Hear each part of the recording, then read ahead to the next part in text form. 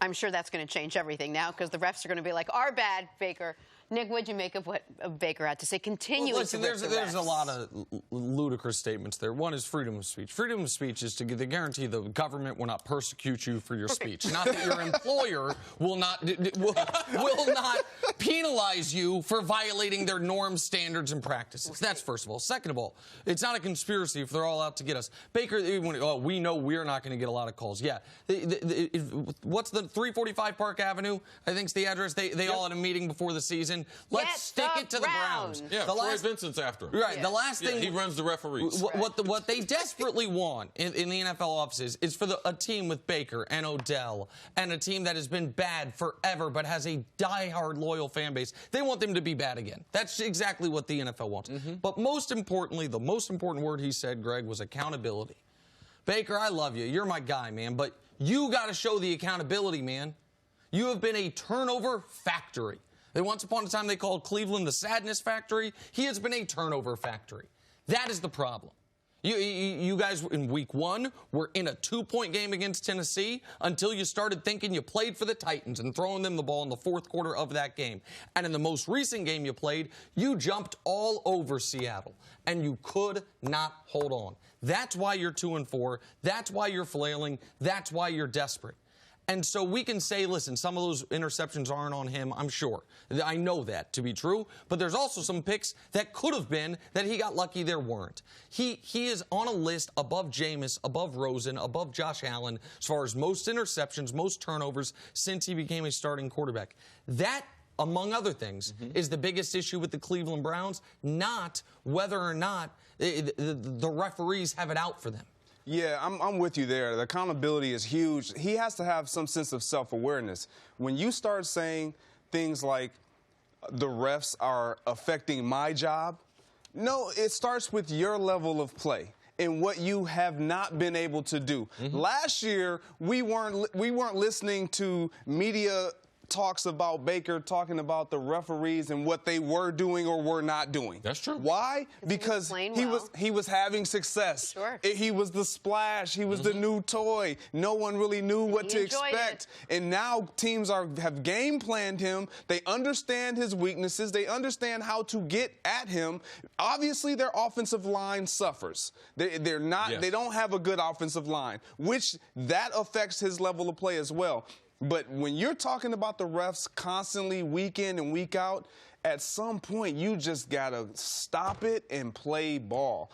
It's not going to change. The referees aren't going to stop throwing flags. They're not going to stop penalizing you for what they deem to be a foul. So just play. Right.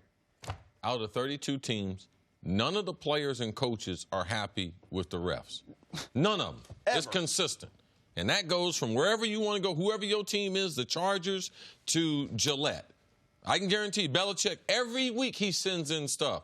You miss calls, you miss calls. But what he's done is he's trained his team. We're not going to talk about it. And when we're on to Cincinnati, you have to learn how to be a pro.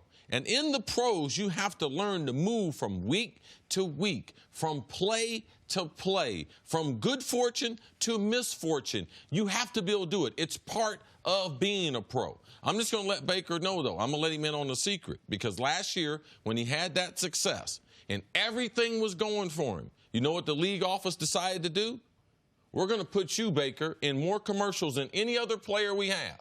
You know why? Because those people you're representing are our partners. You had an opportunity. You couldn't do nothing when you were at Oklahoma.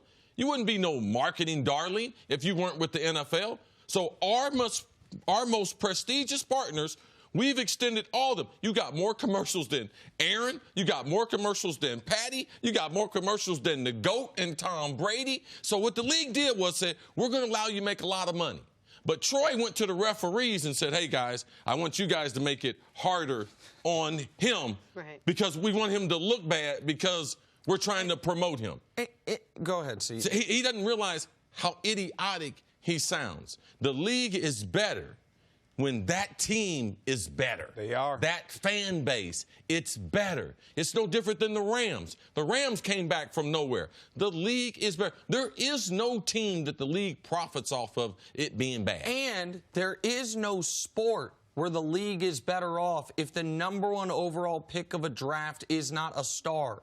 That it is, listen, there's only so many, in the NFL in particular, guys who have a chance to have, with the helmet on, everyone knows who they are. He's one of them. You know what really hurt the league? I heard it to a degree. Tim Couch and got guys that go #1, former Brown picks that fizzle out because you have some built-in. One of the things college football does for the NFL free of charge is a whole lot of publicity leading up to it. Farm system. We're going to train them for you, get them big, strong, fast. Train them for you and for free. And market them for you and allow them to become personalities. And if Baker was trying to have a big esoteric discussion about the lack of accountabilities of the officials versus the players and the coaches and whether or not the NFL should hold its officials to a higher standard, great. But that is a behind closed doors discussion that I think people could agree with him on. But the idea that we are being persecuted, there is almost no personality trait I personally find more of a turnoff than a victim complex, especially when you ain't one. When, to Chris's point, you've not only been given every opportunity, but the league has suggested you, hey, is State Farm or whomever it is, I don't even know where he's doing all Greg, the you ever done a commercial with the league? A couple, but not as many as this guy right here. Right. The league called you. But that they company didn't call you. You make a great point because they have a list of guys that they go down. They literally have a list of guys. They skipped over a bunch of players to give him those endorsements. This was one of Chris's criticisms of Odell when Odell was getting sideways, is that the league had, with Odell, not only for non-league brands, but in the commercial with Eli, where he's picking him up and they're doing the dirty dancing scene, that was an NFL. The product was the NFL. It wasn't Visa. It was the NFL. And so, don't you see the irony here? We're talking about him being a pro and having accountability. Guess who he's playing on Sunday?